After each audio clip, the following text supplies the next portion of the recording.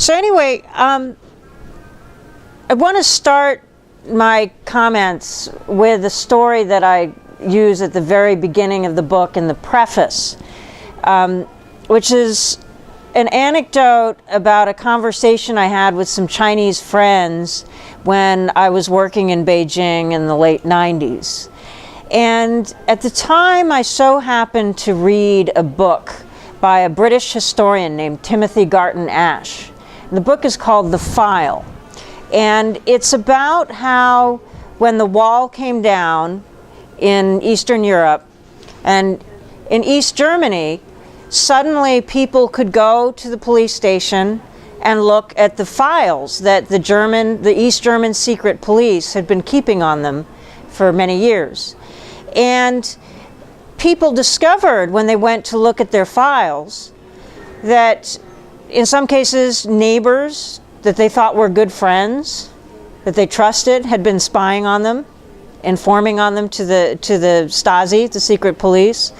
In some cases, very traumatically, people found that their spouse or their lover was spying on them, or in some cases even their children or close colleagues. And that this was a very traumatic thing for many people in East Germany at the time, that they were people that many felt that they could have trusted. It turned out they could not trust.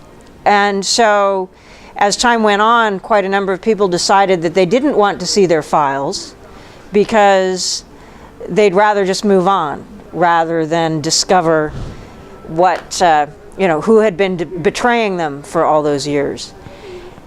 Can everybody hear me okay? Just making sure. So having read this book, and I went out to dinner with a group of good Chinese friends, and they're all kind of very, some of them were journalists, some of them artists, fairly sophisticated people who had a lot of contact with the West and Western culture and foreigners and so on. I thought it would be interesting to them to hear about this book.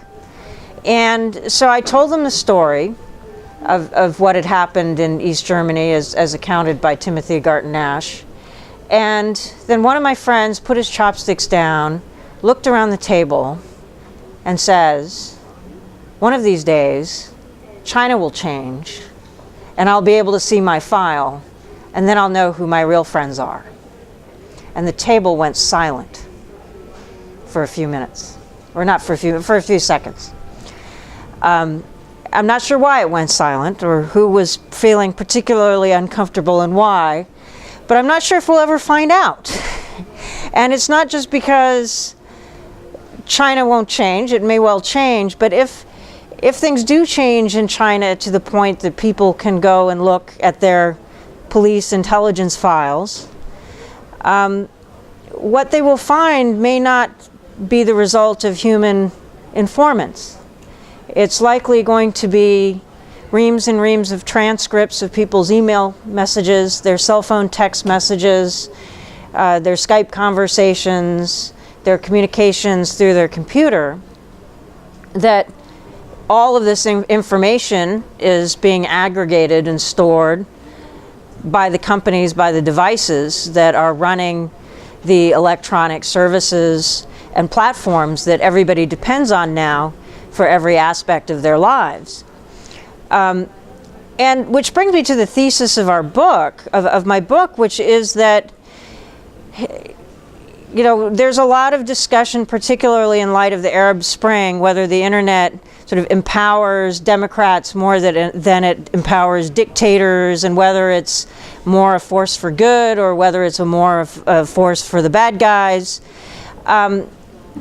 But in my view, I think that kind of loses the point. The point is that now that we're in a society where we are so dependent as citizens on these digital platforms and networks, not only for our personal lives and for our jobs and for our businesses, but also for our politics, the way that the internet evolves technically, the way that it evolves legally, the way that the relationship between companies who own and operate the devices and platforms that we depend on, their relationship with governments, that whole evolution is critical to whether or not we're going to be able to exercise our rights, and particularly our political rights, in the future in the way that we expect, not only in places like China, but also in democracies. And that unlike during the old days of the Cold War, where most of the spying was human, we now are sort of basically allowing this data collection to happen almost willingly when we click agree on the terms of service of many of the products and devices that we use, because we want the convenience. But then the question is, to what extent are we thinking about the trade-offs? To what extent are we ensuring that power does not get abused through these platforms and networks? And to come back to this whole issue of surveillance, of course, last year in the Middle East, we had in North Africa, we had the Arab Spring. And in Egypt and Tunisia, you had dictatorships toppled thanks to activism, some of which was driven by online organizing. And in Egypt, something very interesting happened about 2 months after Mubarak was deposed, after the revolution. And I just happened to be able to watch it in real time online on Twitter. A bunch of activists stormed into the state security headquarters outside of Cairo and started, basically the guys working in the state security headquarters had sort of quickly abandoned the headquarters and had left behind shredded files, shredded documents, but also a lot of records that they had not managed to destroy. And so in real time, there were these activists going through the state security offices and reporting on what they were seeing and taking pictures of what they were seeing. And so people were, in some cases, there was one guy who actually walked into the room where he'd been held and interrogated a year or so before. And he described this experience online in real time. And other activists were taking pictures of documents they found and uploading them. And that is, of course, very empowering. But one of the very shocking things that they found was, of course, that their files were reams and reams of email messages, cell phone text messages, Skype conversations that they had thought were secure, but turned out they were not. They had been intercepted. Documents that had been sent through the internet. A lot of very personal information gathered about people who thought they'd been having secure and private conversations, and that all this had been collected not by human beings but by the devices and platforms that people were using. And that one of the activists actually found some documents from a Western technology company offering to sell a certain product based on what's known as deep packet inspection technology that would enable the intelligence services to more easily capture information as people were sending it back and forth on the internet. And so activists in Egypt, despite having managed to overthrow a dictator, as you know from reading the news, Egypt's going through a very difficult transition. And people are assuming that these surveillance technologies that the old regime was using are still at the disposal of the military transitional government. And until there's evidence that they're not being used or that their use is being constrained, activists are being much more careful about their security online now that they realize how much is being collected about them. And recognizing there's certain conversations that are just best not had online for that reason. And so it's a real question that even though the internet helped depose Mubarak, to what extent is it going to enable people to establish a robust democracy in Egypt is much less clear. And in Tunisia, where the transition has been less troubled, there have also been some interesting developments in that there have been some constituencies in Tunisia that want censorship to be reinstated because they believe it should be a conservative Islamic society. And so a number of elected constituent assembly members who were elected to redraft the Constitution are also advocating that certain blasphemous sites, certain sites that are considered obscene, should be blocked. Meanwhile, a lot of the activists who had been involved with the internet organizing that helped bring down the regime are very much opposed to this because they're concerned that if censorship mechanisms are put back into use, even if they're used in a much more limited way, what's to prevent them from being abused? What's to prevent whatever party, whatever group is in the majority in the government from taking advantage of its ability to censor, to skew things a little bit more in their favor, to make it a little bit harder for opponents to get their messages out, or for critics or unpopular groups to be heard? And how do you prevent that? How do you hold that accountable when it happens? And so there's a huge debate going on in Tunisia right now about what is the appropriate role of censorship in a democracy, and surveillance for that matter, when you have, in some cases, democratically elected politicians whose constituents actually want you to censor certain things or solve certain problems, negative problems that the internet brings up. And how do you prevent those solutions from chilling free expression and chilling people's civil liberties? And yes, you have to, there's a certain amount of law enforcement that has to happen. There's a certain amount of crime that happens on the internet that you need to pursue. But how do you ensure that the surveillance and the government access to networks is not abused in a democracy? And as it turns out, the Tunisians look around the world to see, well, what are the models? Who's got the solution for how we find the right balance? And they discover that actually in the Western democracies, here in the United States and around Europe, we're all arguing about these things, and we don't have good solutions at the moment. And here in the United States, we just had a huge battle over the Stop Online Piracy Act, known as SOPA, and its related bill in the Senate, which sought to address the problem of intellectual property violation of online piracy.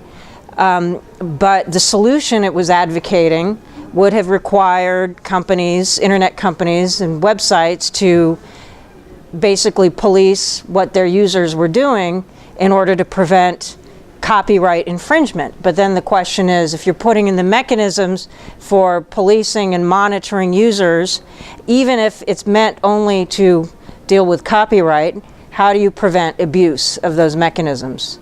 How do you ensure that there is sufficient due process?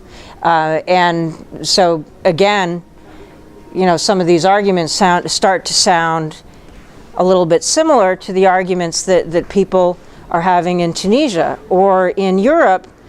In a number of countries in Europe, there's a great deal of debate about what to do about child pornography. And there are some European countries that have a nationwide filtering system to block certain websites containing child pornography. But there's also been an issue about whether or not those block lists and those blocking mechanisms sometimes end up blocking websites that are actually not child pornography, that contain other content. And what do you do? How do you prevent that system from being abused?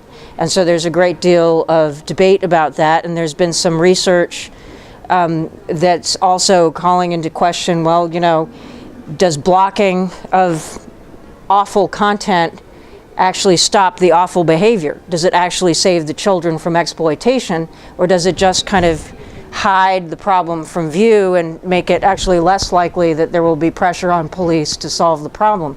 So there's a lot of debate about how we balance these things that's really raging, I think, increasingly throughout the democratic world. And in India, for instance, the Indian government has increasingly been requesting that Facebook and Google, with YouTube and Twitter, block or take down content that's considered inflammatory, insightful, that might incite religious or ethnic hatred. And of course, India historically has a serious problem with religious and ethnic hatred that is non-trivial. But at the same time, how do you make sure that this censorship happens in a way that, one person's ethnic hatred is another person's dissent? And so how do you balance that? And how do you ensure that criticism of the government is not stifled along with hate speech? So huge debates and very few solutions. In the book, I have a chapter early on about China as Exhibit A for what happens when you take unaccountable government and unaccountable companies and kind of put them together. And then you get sort of an extension of state power in many ways. And so in China, sort of in a way, the extreme of what happens when you get this as wrong as possible. And it's not that there isn't discourse that happens on the Chinese internet. There are a lot of people who are reporting on a lot of issues in villages and abuses by local government and so on. But the Chinese government has succeeded not only in blocking overseas websites like Facebook and Twitter and so on, but it has allowed the development of a robust domestic internet industry. So all these Chinese companies are running social networks and search engines and all kinds of other online platforms which people in China are using. And then the Chinese companies are held legally responsible for everything their users are doing. So they're required to police their users and censor content on their sites, not only for porn and copyright violation, as happens, as is done by Google and other websites around the world, but also to police politically infringing content. So the people who run these Chinese companies, the Chinese versions of Facebook, the Chinese search engines and so on, they have entire departments whose job it is to receive lists and directives from several different Chinese government departments, giving them detailed instructions of the sorts of things that need to be removed, the sorts of things that need to be monitored, the sorts of conversations that need to be constrained, and whose account needs to be deactivated, and whose account information needs to be handed over. So that the police can follow up with the individual who's tweeting something or posting something that the authorities feel needs to not continue. And so in China, we kind of see how you have, in a sense, the private sector taking on a tremendous amount of the censorship and surveillance that actually takes place in the country. And I think that's something that a lot of people outside of China don't realize, is that I think that the stereotype is that there's these internet police and that there's these government censors and they're all controlling the internet. But actually a lot of it is outsourced to the private sector, because it's in the private sector's commercial interest to stay in good graces with the government so that it can continue, these companies can continue to expand and get the licenses they need to do what they want. On the other hand, you have globally a growing collection of companies, from Google to Facebook, Twitter to many other, BlackBerry, RIM, Apple, etc., who I refer to in one section of the book as the sovereigns of cyberspace, in that they're making choices about what you can and cannot do with their gadgets or on their platforms how your identity can be manifested, how information is gathered about you, how it might be shared either commercially with other companies or with governments, whether or not you can be anonymous or whether you're required to use your real name, and so on. And all these decisions, of course, are made primarily because these companies are trying to maximize their commercial value and their commercial success around the world. And one of the things that I argue is that they give insufficient consideration to how their business choices, their programming decisions, their terms of service are affecting our political rights, and that we should be holding them accountable, just as we hold companies accountable for whether we can breathe our air, or whether we can drink our water, or whether our food is poisonous, full of chemicals that's going to give us cancer, or whether they're hiring 12-year-olds, or whether they're supporting governments in nasty parts of the world that are, sending militias around killing people. That in other sectors of industry, actually society for quite a long time has come to expect that companies have a social responsibility that goes beyond just generating profits and creating jobs. And so what I argue is that internet companies have a similar responsibility to our civil and political rights, our civil liberties. And that if they do not take this responsibility on, democracy is going to be much harder to sustain, frankly. It's going to be weakened in existing democracies, and it's going to be harder, just that much harder, to take root and to flourish in sort of marginal transitional societies that are trying to move from one to the other, because increasingly who controls the communications networks and how is increasingly important to how people can organize and the public discourse and how they're communicating with the outside world. And so finally, because I imagine people might want to have some comments and questions. The reason why I called the book Consent of the Networked is because I feel that there's kind of a mismatch of sovereignty and accountability that is now happening in the world, in that under the sort of democratic nation-state model, the idea would be that, you can hold your government accountable through your vote. And if a company is doing things that hurt us, we can get our legislators to regulate the company and get the company to stop doing the bad things. And we have sort of this cycle of accountability. Of course, it's more complicated than that in real life, and companies lobby legislatures and, bribe legislatures and so on.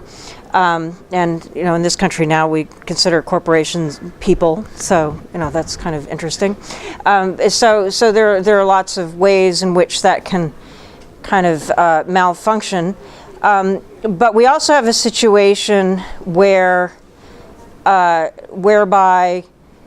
let's say in the United States, if our Congress passes a law to regulate Google or Twitter or any other large global internet platforms or network communications services, this is going to affect users all around the world who did not vote for our legislators. And our legislators are accountable to the interests of their constituents who are here in our country. They're not particularly accountable to the users in India and China and Russia and Indonesia and elsewhere who are using these products and services. And there may be some kind of moral, idea that they should care, but ultimately they're not accountable to those people's interests, and people outside the United States who use these platforms and who are affected by this law have no way of directly influencing the vote. And meanwhile, you also have these sovereigns of cyberspace, the companies that are making decisions about what you can and cannot do with your digital lives, who are not particularly directly accountable to their users in a direct way, other than that you can stop using their products if you have good alternatives for what it is you want to do. But in some cases there aren't a lot of alternatives if you want to use, communicate in a particular way with a particular set of people. And so there have been a lot of situations where dissidents in the Middle East, for instance, have had problems with their identities being exposed and their privacy being exposed on Facebook, but they continue to use it despite the risk because that's how they reach people. And so they feel that they end up having to take that risk. And so what do you do with that responsibility, and how do you hold Facebook more accountable? And so what you're starting to see too is more activism directed directly at the companies to try and get them to change, particularly in cases where the internet users in question, their own government has no influence over that company, or very little influence, or its regulations will do more harm than good, and so they'd rather keep the government out of it.